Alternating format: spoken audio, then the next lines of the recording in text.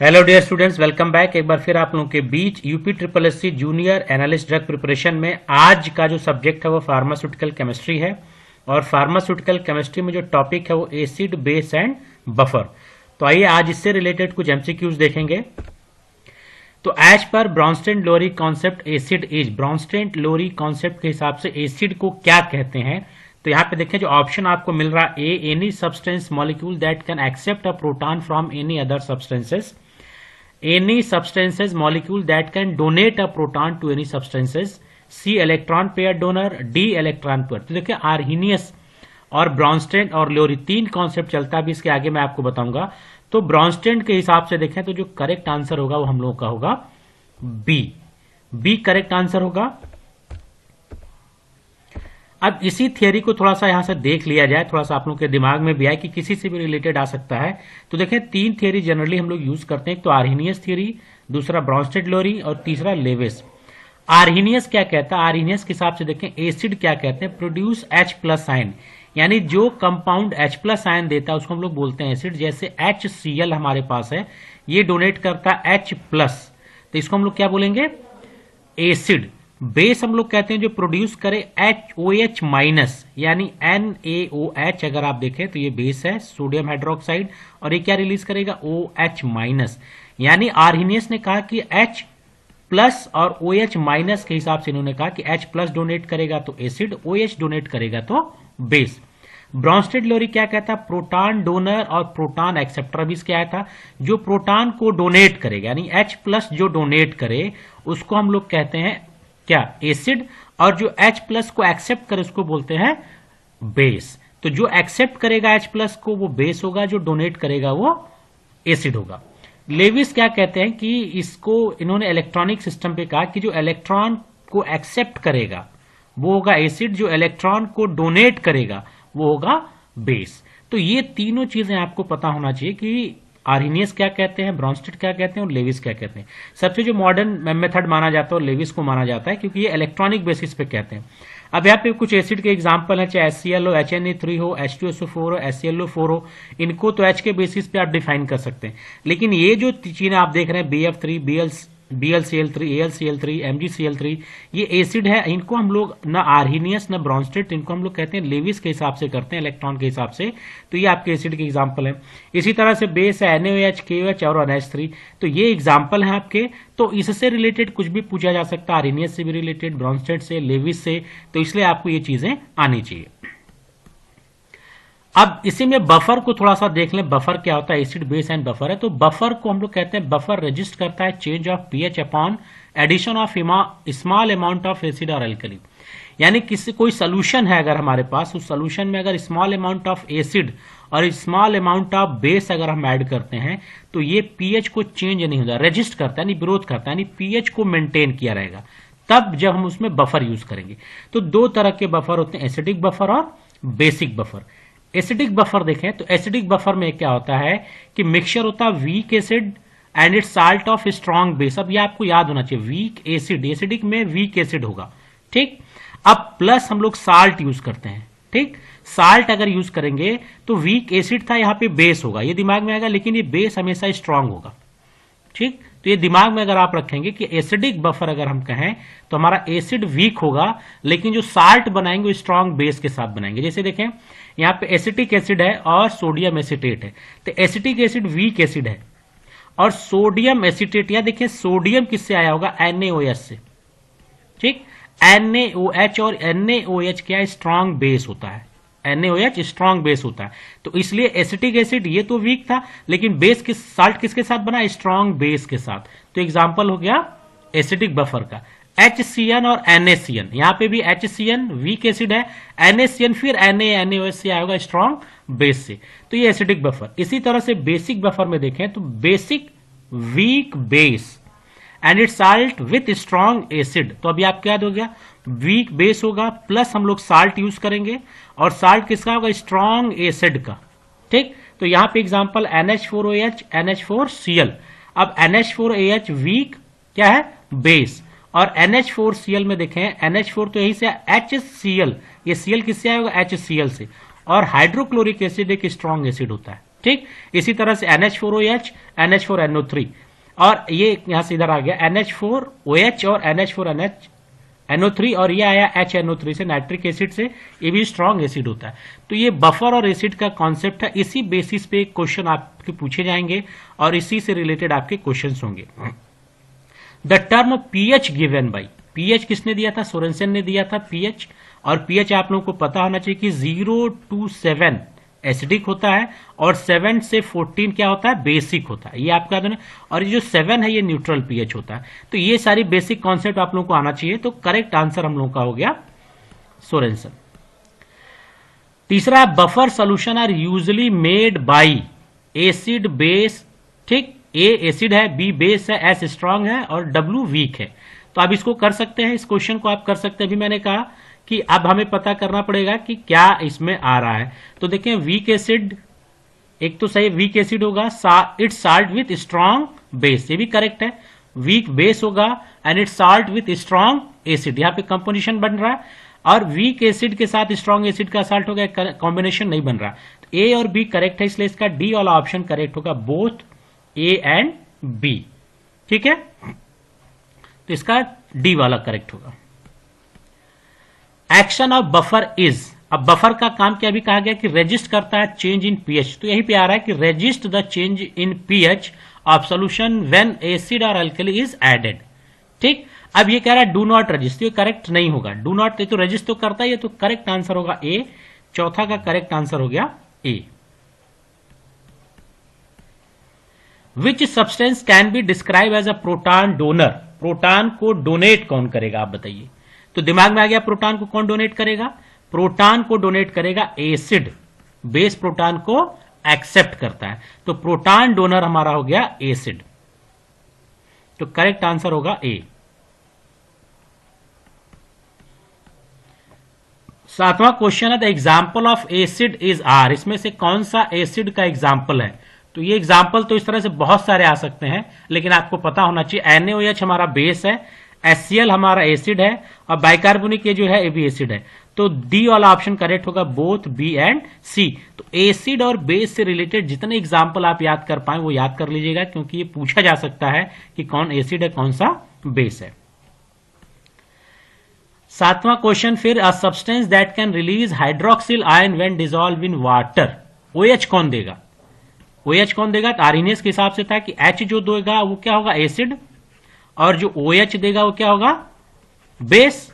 अब यहां पे कह रहा है हाइड्रोक्सिल आयन देगा, तो करेक्ट आंसर होगा 7 का B, that is a base. अब आठवां question, any substance that can conduct electricity is called, electricity कौन कंडक्ट करेगा? तो इलेक्ट्रिसिटी के लिए हमारे पास पॉजिटिव और नेगेटिव चार्ज दोनों होना चाहिए, और ये हमारे इलेक्ट्रोलाइट में होगा, क्योंकि इलेक्ट्रोलाइट क्या होते हैं? साल्ट होते हैं। साल्ट जैसे NaCl, NaCl क्या है? साल्ट है। अब ये साल्ट क्यों? क्योंकि एसिड और बेस से अगर कोई चीज एसिड प्लस बेस अगर रिएक्ट करते हैं तो क्या बनाते हैं? साल्ट। ठीक, अब NaCl में देखिए तो NaOH से और प्लस HCl से मिलकर बना है। तो NaOH बेस है और HCl क्या है? एसिड। ये दोनों मिलकर क्या बना है? साल्ट। और ये साल्ट जब ब्रेक होता है तो Na प्लस और Cl माइनस में, तो पॉजिटिव नेगेटिव दोनों है। तो इलेक्ट्रोलाइट्स जो होते हैं वो कंडक्ट करते हैं इलेक्ट्रिसिटी। तो करेक्ट आंसर हम लोगों का हो गया सी। नवा question, solution that maintains the pH when acid और base are added in it known as. Clear हो गया कि सोल्यूशन का पीएच कौन मेंटेन करेगा जब एसिड बेस ऐड करते हैं? तो सोल्यूशन का पीएच कौन मेंटेन करेगा? बफर। बफर पीएच को मेंटेन करता है, रेजिस्ट भी करता है अगर हम small amount of acid base add करते हैं तो करेक्ट आंसर हो गया बी। 10वां क्वेश्चन है, substance that on dissolving in water gives hydrogen ion. Hydrogen ion कौन देगा ये बताइए? हाइड्रोजन आयन कौन देगा? एसिड। ठीक है, तो करेक्ट आंसर हो गया A. The pH of an acid और base buffer solution can be calculated by.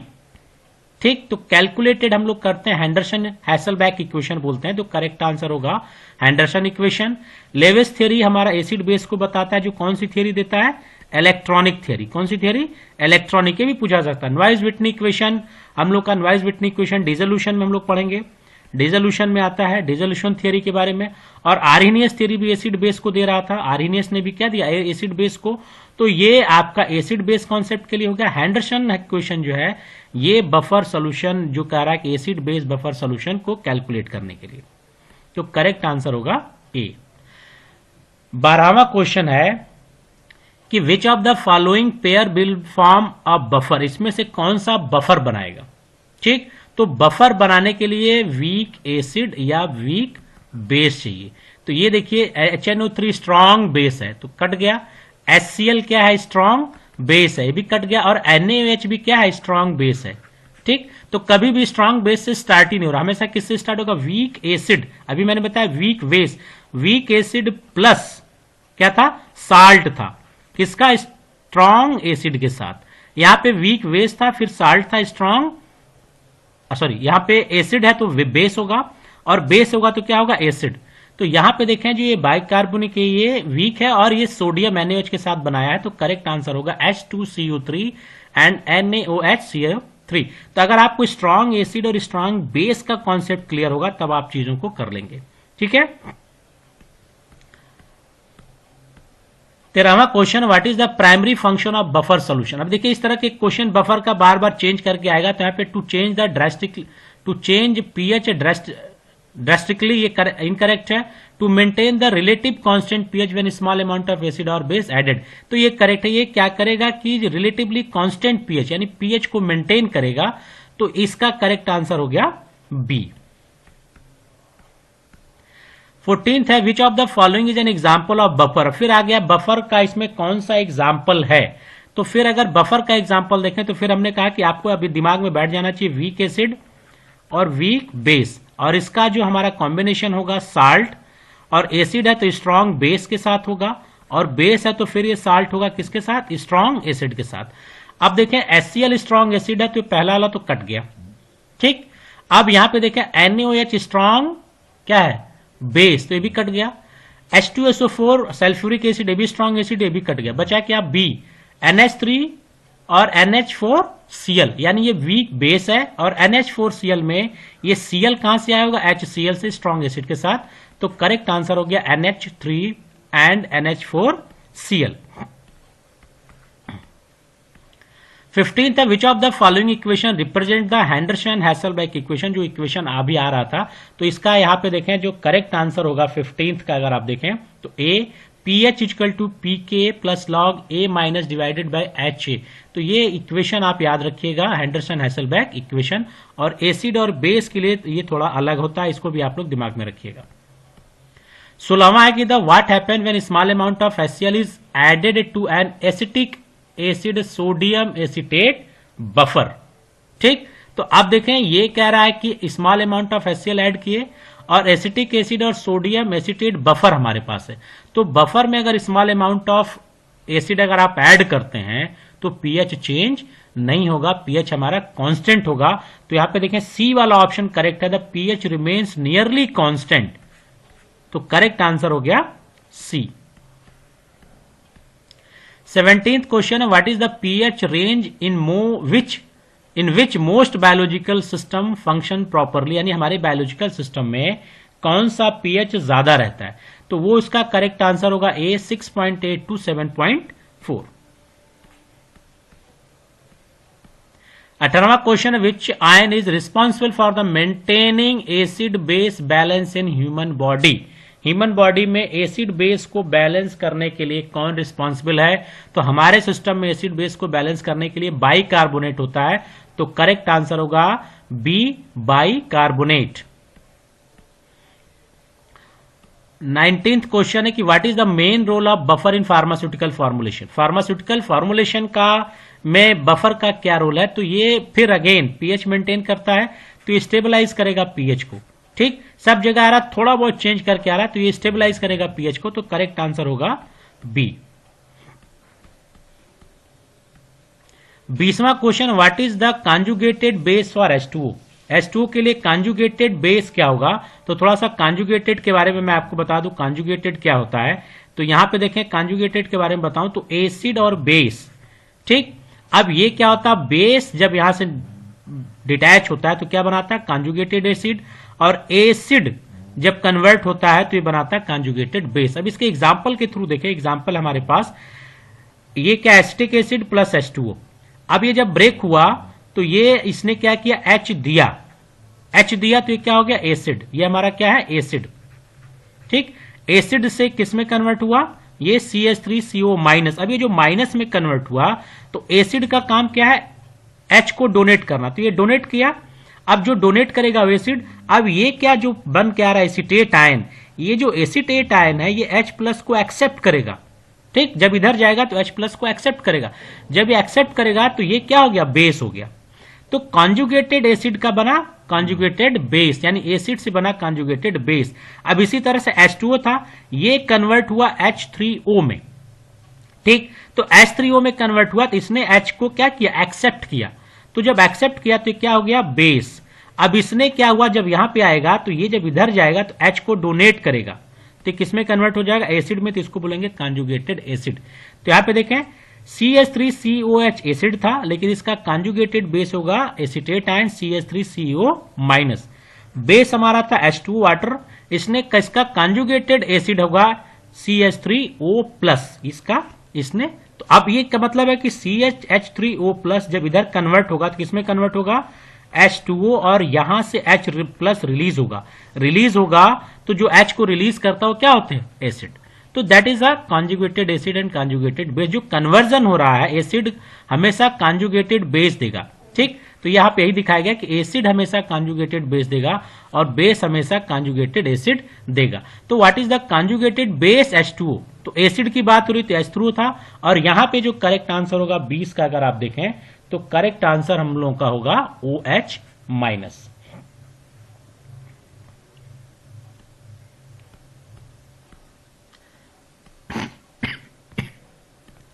अब 21 क्वेश्चन देखें, विच of the following example of amphoteric molecule. Amphoteric molecule का मतलब होता है कि ऐसे मॉलिक्यूल जो H को डोनेट भी करें और H को एक्सेप्ट भी करें। तो जो दोनों प्रॉपर्टी रखता है, डोनेशन का भी रखता है, एक्सेप्टेंस का, उसको हम लोग बोलते हैं एम्फोटेरिक मॉलिक्यूल। और एम्फोटेरिक मॉलिक्यूल यहां पे होगा हमारा वाटर।